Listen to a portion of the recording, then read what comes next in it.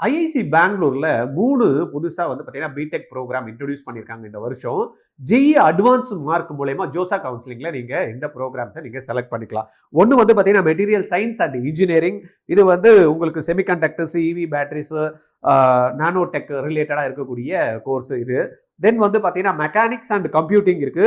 AI, robotics, coding ரிலேட்டடா இருக்கக்கூடிய ஆட்டோமேஷன்ஸும் இதுல வந்து இன்க்ளூட் பண்ணியிருக்கு. Then aerospace engineering. Aerospace engineering, rockets, satellites, aircraft designs இது சம்பந்தமா படிக்கக்கூடிய இந்த 3 படிப்புகளும் இந்த வருடத்துல இருக்கு. ஜேஇஇ அட்வான்ஸை கிளியர் பண்றவங்க ஜோசா கவுன்சிலிங் மூலமா இந்த சீட்ஸை வந்து எடுத்துக்கலாம். கெரியர் ஆப்பர்ச்சுனிட்டி இருக்கா அப்படின்னா, ஐஐசி பெங்களூரை பொறுத்த வரைக்கும் கெரியர் ஆப்பர்ச்சுனிட்டியை பத்தி நம்ம வந்து சொல்லணும்னு அவசியம் கிடையாது. இருந்தாலும் ISRO, space X, Google, Tesla, Boeing இதெல்லாம் வந்து பார்த்தீங்கன்னா நம்மளுக்கு கெரியர் ஆப்பர்ச்சுனிட்டியை கொடுக்கக்கூடிய ஒரு பிளேஸ்மெண்ட்ஸ் கொடுக்கக்கூடிய ஒரு நிறுவனங்களா இருக்கு. ரைட்டா?